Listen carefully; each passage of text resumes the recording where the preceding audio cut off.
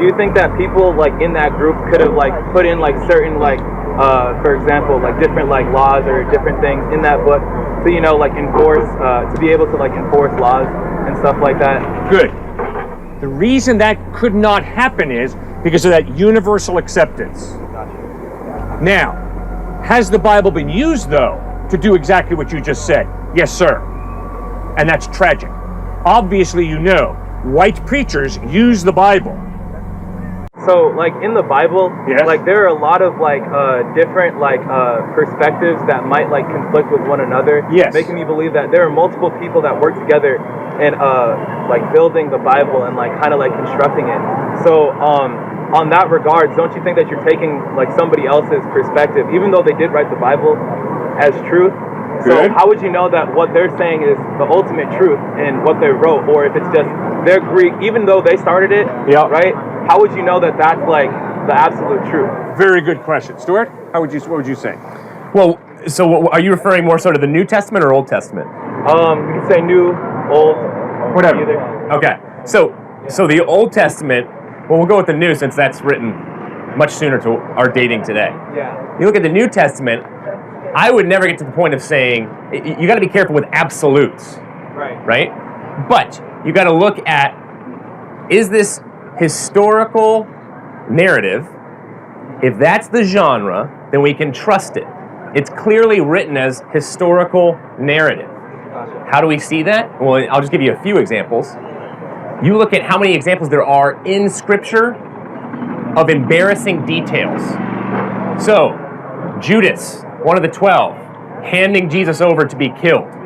You look at the women being the first ones to the tomb, when women, sadly in that society, had zero status. So why would you trust the words of women in that society? And there's hundreds more that you can go with, but those are a couple. Then you have an understanding of, okay, what about all these footnotes? There were ancient understandings of footnotes. If you had Simon of Cyrene, for example, Joseph of Arimathea, talking about their location, talking about their family. Those are the equivalent of modern day footnotes. And what the gospel writers are saying there is, if you don't believe us, go check with them. Based off of the resurrection, for example. If you don't believe us, go talk to these different people who claimed to have seen the risen Lord. So those are a few examples of that. Is that getting to your point? Yeah. Okay, but keep coming, because you're raising a great issue that a lot of people struggle with. So how have we not answered you? It's a great question you're raising.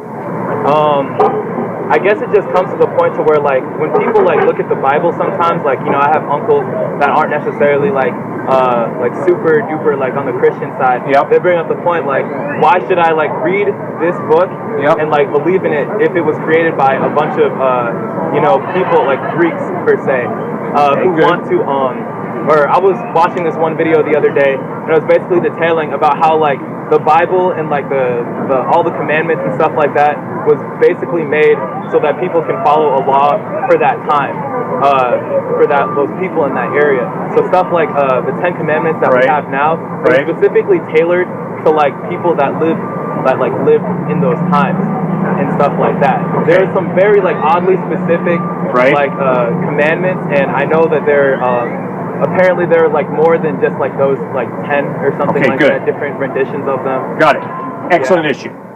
If I was talking with your uncle, one of my first jobs, I think, would be to point out, we're not talking about a white Jesus. We're not talking about a Eurocentric gospel. Gotcha. We're talking about a first century Jew who lived in Asia, lived in Palestine, and claimed to be God in human form. We're talking about all of his first followers. None of them were Caucasian. His first followers were Jews. Now, Caucasians slowly began to accept Christ, but the center of Christianity was Alexandria, Egypt, Ethiopia. Some of the earliest manuscripts that we have in the New Testament are in Ethiopic, the language of the Ethiopians, all right? Then it was up through Antioch, and then it was over into Turkey, present day Iran and Iraq. So we are not talking about this white Eurocentric religion called Christianity. We're talking about a first century Palestinian Jew who claimed to be more than a man. He claimed to be God in human form. Not only that, today, the vast majority of followers of Christ live outside of Europe and outside of the United States. They live in Africa, South America, and Asia. So that would be my first point, because of all the horrible racism that has gone on in the name of Christianity. Okay? Second point. Now, Uncle, we got to look at the Gospels. We got to figure out, are they a result of telephone? Whisper a secret in the ear of the person next to you, then they whisper it in the ear of the person next to them. No. When you study the manuscript evidence, what you begin to realize is we have different eyewitnesses writing unique documents. They had notes, they shared notes. There's a Q source, notes. There's a strong oral tradition, but they wrote about what they saw, heard, touched. In fact, in 1 John, the Apostle John writes, that which we've seen, that which we've heard, that which we've handled with our hands, this we proclaim to you concerning the word of life. It is not once upon a time in the land of Nod, wink and blink and nod took a boat ride. No, it's not fairy tale, it's not mythology. It reads as eyewitness reportage. That's the literary genre. Right. So would you agree that there was like a panel of people who kind of like from different sources put together like okay, that's another great question. You think, well, how were those 27 books put together? No, it was not the Council of Nicaea or Constantinople that put the New Testament together. The New Testament was put together by the worldwide church around the Mediterranean, and they used 3 tests. Is it orthodox? In other words, does it agree with the Old Testament? Right. Secondly, is it written by an eyewitness or by someone who knew an eyewitness? And thirdly, is it universally accepted? Or is it just accepted in Alexandria, or just up in Antioch, or just over in Rome? And there had to be universal acceptance. It could not be just a local group that got their panties in a wad and said, this is what we've got to include. No, it had to be universal acceptance. Do you think that people like in that group could have like put in like certain like for example like different like laws or different things in that book to, you know, like enforce to be able to like enforce laws and stuff like that? Good.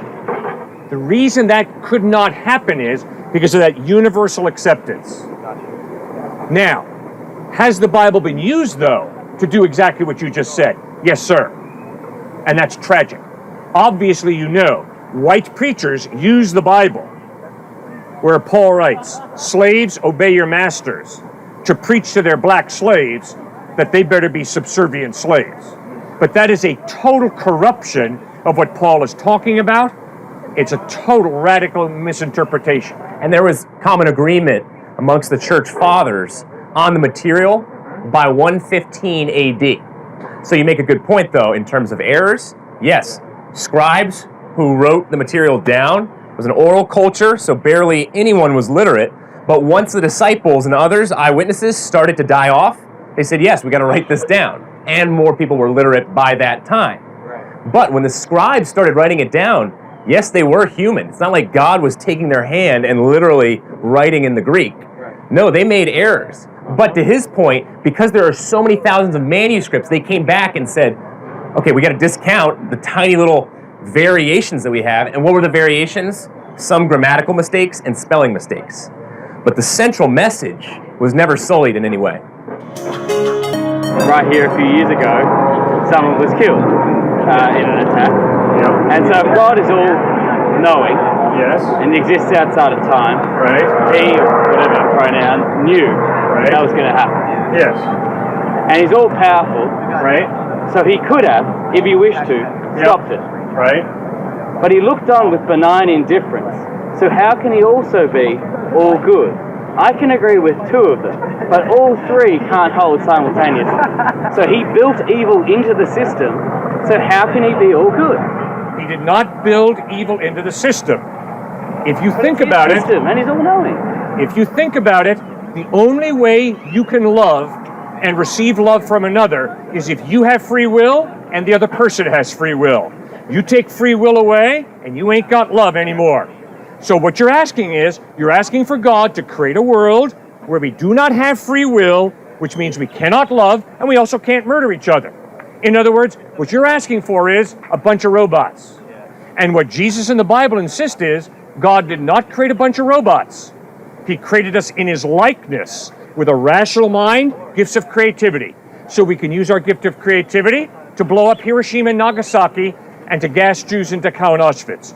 Or we can use our creativity to find a cure for cancer, to promote justice, to stand for righteousness. We choose. But guess what? There's going to be a day of judgment. And this is crucial in your thinking.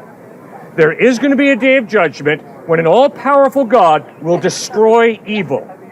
And if I am committed to evil, I will be destroyed. Jesus described that as hell. But if he's willing to just let the evil go on, and in the Bible there are miracles of God intervening, yes, especially in the Old Testament, there's a lot more of that. Yes. And so if he takes on the responsibility of intervening sometimes, right, he has the same responsibility when he doesn't intervene. So everything that's evil that he doesn't intervene in on, he actually holds responsibility for that as well, for looking on with indifference and for not making himself more obviously known, or whatever the panacea might be. All right. But he doesn't do it, and he has the power to do it. Right, I'm going to let him go next, and then I'll answer. You see a pump tent. You walk up to this pump tent, and there's a St. Bernard in there.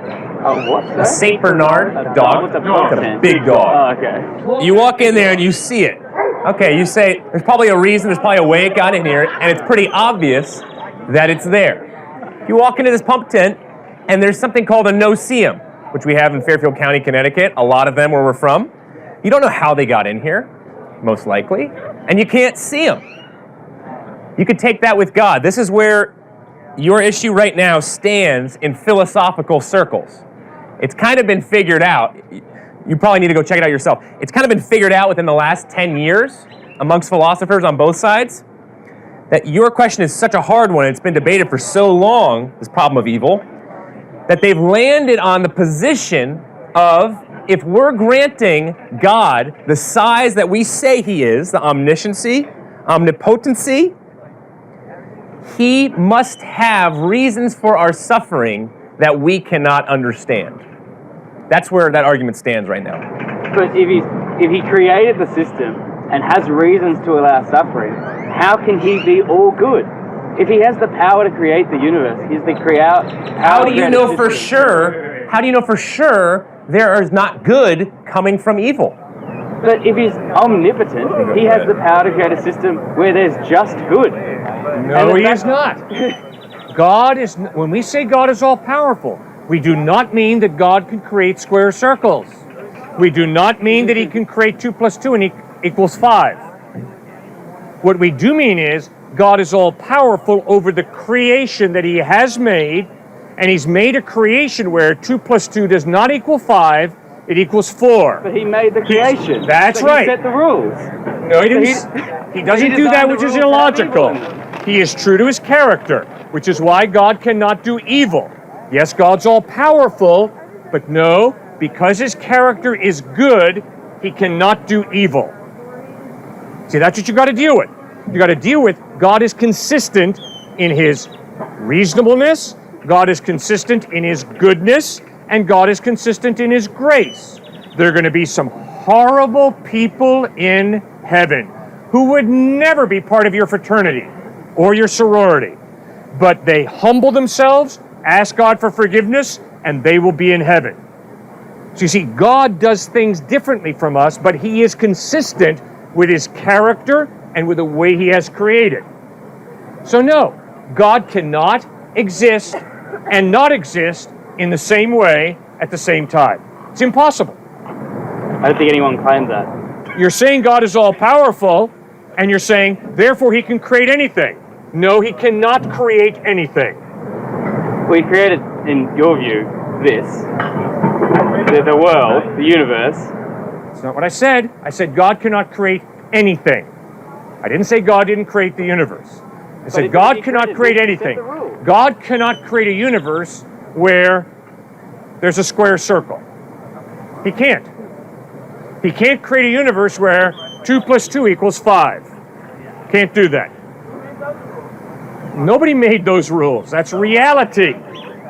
That's reality. But if the ultimate, you just argued ultimate moral truths come from God, so surely ultimate mathematical truths come from God, and everything else comes from God.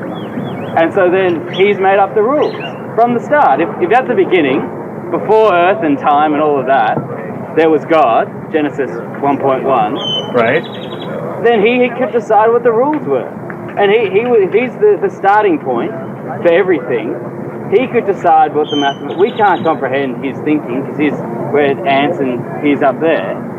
But if he designed the whole thing, he designed the system of the rules. He designed the whole universe. So he could have created a system in which there's no evil, or he's not all good, or he's not all knowing. But the three can't hold at the same time. If you define things the way you are insisting on defining them. But if you'll open your mind to realizing that an all-powerful God can choose to partially limit his power and give us free will.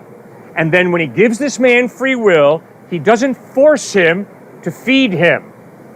He doesn't force him to murder him. He doesn't force him to lie to him. God does not force him to tell him the truth.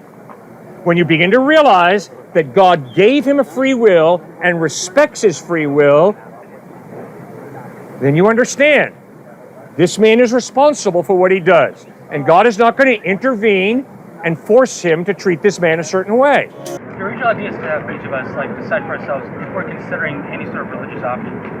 To study up, read the text, scholarly text of each of those options, and decide for ourselves what sounds good and what we should do. Is that, am I right? Or? All right, let me put it succinctly. All of us have a worldview. It's impossible not to have a worldview. You've got to answer the question, is a human being valuable or not? Is there a purpose to life or not? What is good, what is evil? Is there life after death or not? So all of us have a worldview. None of us can prove that our worldview is correct. So what I'm standing here saying is, examine the different worldviews that you think are attractive, that you think have some substance to them. I'm saying, please seriously consider Jesus Christ. Now, I'm not saying accept what I say. I'm saying read the Gospels of Matthew, Mark, Luke, and John, and ask yourself, does the historical evidence of the way Jesus lived, taught, died, and rose from the dead point to him being true or not? That's what we're saying. Right, so thanks for clarifying that, but my question related to that was, is there a concern that by doing so, it's rather, you end up with a case where people are actually cherry-picking bits that sound good to them to justify what they were already going to do anyways. So Sure. they become hypocrites. You bet. We all do that. If there's anybody who says, I've never cherry-picked when it comes to worldview, I think they're lying through their teeth. Every person I have known, myself included, beginning with me, at times we've cherry-picked. We've had prejudices, and instead of thinking through things, we've just gone with our prejudice. I certainly have done that. I think if you look at your life, you're going to have to acknowledge, yeah, at times I've done that also. Prejudice is a great way to not have to think. You just stereotype, you have a prejudice, and instead of thinking it through, you just run with it.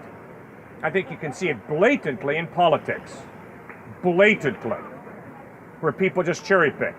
And they don't study the issue, they just emote. Okay, so that's possible. But hopefully here at university, you're learning to be objective. Not totally objective, nobody's totally objective. But hopefully you're pursuing truth.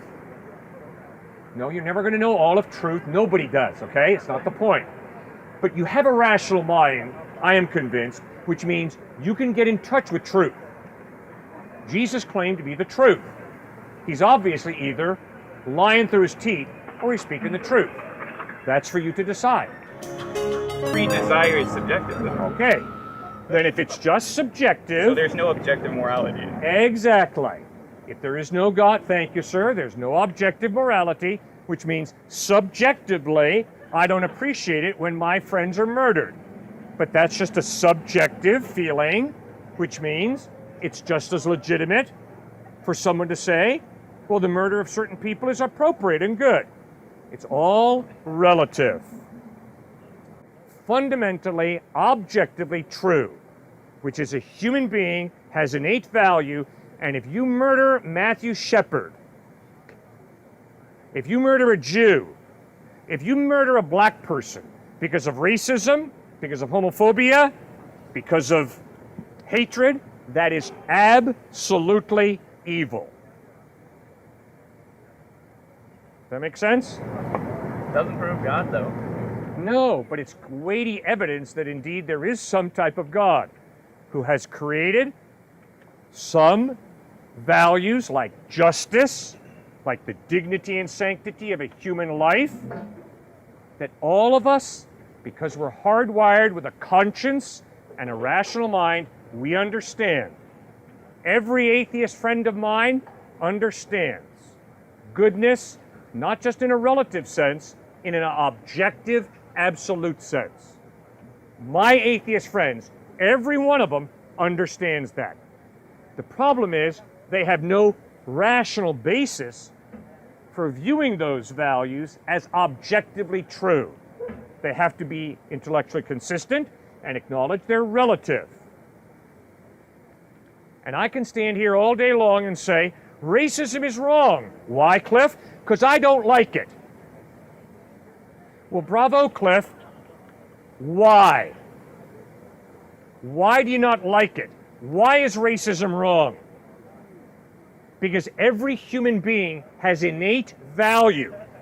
And the only way that can be true is if every human being has been created for a purpose by God. If you have not been created, then you are a cosmic accident. And whatever value you attach to yourself is totally relative, it's totally subjective, it's just a perspective. Cliff, to explain your idea of absolute morals, you have to invent potentially the most improbable thing which has ever existed, which is an all-knowing God. I offer, on the other hand, and naturalists and atheists like me offer that, there is an explanation, and this is a theory, you can all look it up, it's called the evolutionary genesis of morality, and that morality and what we perceive to be absolute morals were in fact generated through evolution like all other attributes of our existence. Which means what? If that's true what you've said, what does it mean about morality? What it does mean that morality is subjective. But let me tell you something, Cliff. Let me tell you something, Cliff. Just live it out. Let me tell you something, Cliff. You are probing lots this week. That's true. And I've listened very carefully, all right? So keep going. And I appreciate that. I do appreciate that, Cliff. There is only the reason why these evolutionary morals were generated is because they're necessary for a functioning society. It allowed us to survive, and so we cling to those absolutes because they've guided us through history. That is something that we can agree on. I would like to quote the late Albert Einstein because he had a good opinion on this. He said, "A man's ethical behavior should be based effectually on sympathy. Sympathy, which is essentially an artifact of brain chemistry. Education and social ties and needs. No religious basis is necessary. Man would indeed be in a poor way if he had to be restrained by fear of punishment, like what religious people claim, and hopes of reward after death. As a matter of fact, acting moral just because you're worried about the afterlife is not a case of morality." Have I ever said that? Have I ever once said that? Now, you're smart enough to answer that question. Have I ever once said the reason you should be good is because you want to go to heaven? Have I ever once said that? Then why did you raise that point as if I had said it? Are you being honest with me and with yourself? I never once even approached that. Fine. Never once. Cross that line out and Thank respond you. to the rest of the sentence, or the rest of the quote. Fine. My point is simple.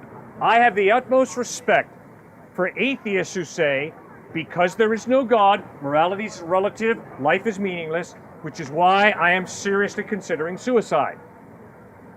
Why continue to suck wind? That's what Albert Camus said. Albert Camus, the great atheistic existentialist philosopher, said, the only question modern man must answer is, why not commit suicide? In light of the fact that life is meaningless, in light of the fact that Mother Teresa and Hitler are both in the same point, the fertilizer pit, which means ultimately it doesn't matter what you do with your life, you're all going to the fertilizer pit, why not commit suicide? Why continue to suck wind? See, that's nihilism, guys, and nihilism is totally intellectually consistent with atheism. Despair is logical atheism. Despair is logical atheism. It's that simple. It's not that difficult. No hope for the future. You die, you rot. That's it. All right? Now, the reason I have hope is because there's a God who has eternity out there. Hope. And hope is crucial to every single one of us. We long for hope, and based on the resurrection of Jesus Christ, I have hope for the future. Life is enjoyable. I'm not saying there's a point. I'm not saying I have a point for life. But what I am saying is that I know that killing myself would be the opposite of fun. And what would be fun? Continuing to live. Sir, for some of us on the planet, life is so painful that death is better. I know you might find that difficult to believe, but I think many of us here have friends who have committed suicide. Obviously, these friends of ours who committed suicide thought that they would be happier dead than they would be alive. Tragic decision, painful decision, but obviously everybody who commits suicide has a reason to. Their depression, their mental illness, the horror of life, and so they commit suicide. And my point is, when you have hope for the future, when you understand that life has meaning and purpose, that death is not the end, that there's eternal life out there, regardless of how difficult life gets and painful life gets, you know that there's a God who loves you, who is using you, who has purpose and meaning for your life, and who has a future for you that includes eternal life in heaven. And that brings hope. And guess what, guys? The reason I'm out here, the reason he's out here, is because if you don't know Christ, you don't have the quality of hope that you can have when you know Christ. So that's why we're doing something as stupid as standing out here and speaking. Because I'm praying that you will come to know Christ, put your faith in him, because I want you to have hope. Hope that goes beyond death, beyond the grave, to eternal life in heaven. And if you have a problem with that, there's nothing I can do about it, but that's a big part of what motivates us here to do what we do. Any thoughts? Well, yeah, I would think too, when I'm counseling a suicidal person, getting that person to the point, one of the most helpful things I've found, and it may sound abrasive at first, but getting them to the point of asking the question, is this my life to take?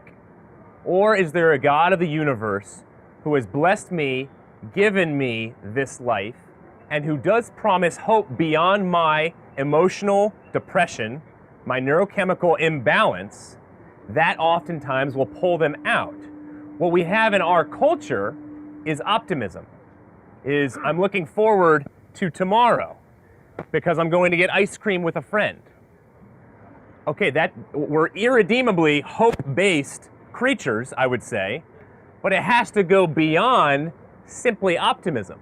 Is this a proof for Christianity? Absolutely not. Not even close. But does this make sense? Does this make sense of our experience, perhaps, more so than an atheistic understanding of hope? Yes, I certainly would think so, because an atheist is trapped into time and space with an understanding of optimism. That's what many atheists have said to me. I'm sorry, could you go back Sure, let me jump in, I'll explain it. Okay. All of my secular friends either are pessimists or they're optimists. Okay. My secular friends who are pessimists say there is no purpose to life, death ends it all, therefore life is horrible.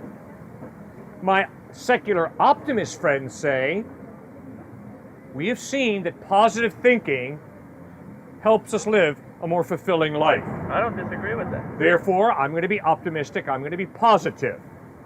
The problem is, there's no reason to be positive and optimistic other than it helps me feel better about my life.